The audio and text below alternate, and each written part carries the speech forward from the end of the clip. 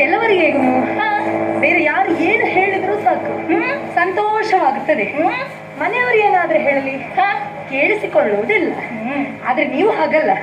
ಇಡೀ ಜಗತ್ತೇ ನಿಮ್ಮನ್ನು ಕೊಂಡಾಡಿದ್ರು ಅವರ ಮಾತನ್ನು ದುಃಖಕ್ಕಿಳಿಸಿ ನನ್ನ ಮಾತನ್ನು ನೀವು ಕೇಳಬೇಕು ಹೌದು ಎನ್ನುವ ಹಾಗೆ ನಿಮ್ಮ ಮನಸ್ಸಿನ ಭಾವನೆ ತಾನೆ. ಇದಕ್ಕಿಂತ ಬೇರೆ ಧನ್ಯತೆ ಬೇಕಾ ಹೇಳಿ ಸ್ವಾಮಿ? ಲಕ್ಷ್ಮಿ, ಎಲ್ಲ ಹೆಣ್ಣಿಗೂ ಒಂದು ಕನಸಿರ್ತದೆಯಂತೆ. ದೇವನಂತಹ ಪುರುಷನನ್ನು ನಾನು ಕೈ ಹಿಡಿಯಬೇಕು. ಆದ್ರೆ ನನ್ನ ಭಾಗ್ಯ ನೋಡಿ ಸ್ವಾಮಿ, ಏನು ದೇವನೇ ಗಂಡನ ರೂಪದಲ್ಲಿ ಸಿಕ್ಕಿದ್ದಾನೆ ಅಲ್ವಾ? ಅಲ್ವೇ? ನಾನು ಕಾಣದಿರುವಂತಹ ಕನಸು ನನಗೆ ನನಸಾಯಿತು. ಸಮುದ್ರ ಮಥನದ ಕಾಲದಲ್ಲಿ ನೆರೆದಿರುವಂತಹ ಸರ್ವರನ್ನು ಬಿಟ್ಟು ಮೊದಲಾಗಿ ಹೋದೆ. ಪರಶಿವನನ್ನು ಕಂಡೆ. ಮಾಲೆಯನ್ನು ಹಿಡಿದ ಹತ್ತಿರ ಹೋದರೂ ಆತನ ಅಣ್ಣನ ಭಾವನೆ ನನಗೆ ಕಂಡಿತು. ಹಾಗೆ ನಮಸ್ಕರಿಸಿ ಹಿಂದಿರುಗಿದವಳು ನಾನು. ನಂತರದಲ್ಲಿ ಬ್ರಹ್ಮದೇವನನ್ನು ಕಂಡೆ.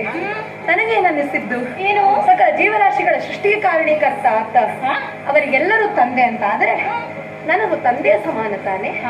ಹಾಗಾಗಿ ಆತನನ್ನು ಬಿಟ್ಟು ಒಂದು ಮೂಲೆಯಲ್ಲಿ ಕುಳಿತು ಸುಧಾ ಗೊತ್ತ ಇದ್ದವರು ತಾವು ಇದನ್ನು ಬಿಟ್ಟು ನಿಮ್ಮನ್ನು ನೋಡಿ ಮನಸ್ಸೋತು ನಿಂತಿದ್ದವಳು ನಾನು. ಹಾಗಾಗಿ ಆ ನಗುವನ್ನು ಉಂಟಲ್ಲ, ನನ್ನ ಮನಸ್ಸನ್ನು ಗೆಲ್ಲುವುದಕ್ಕೆ ಸಾಕು. ಸತ್ಯ ಹೇಳಬೇಕ ಸ್ವಾಮಿ, ಏನು ಈ ನಗುವನ್ನು ಬೇರೆ ಎಲ್ಲ ಹೆಣ್ಣು ಮಕ್ಕಳು ನೋಡಿದ್ರು ಅಂತ ಆದ್ರೆ ಮಾರಿ ಹೋಗದವರಿಲ್ಲ. ಹೌದು, ಆ ಮಾತು ಸತ್ಯವಾಯ್ತು. ಹೇಗೆ ಹೇಗೆ ನಿಮ್ಮನ್ನು ನೋಡಿ ನಾನು ಮನಸ್ಸು ಹೋದೆ. ಇನ್ನು ಲೋಕ ನಿಮ್ಮನ್ನೆಲ್ಲ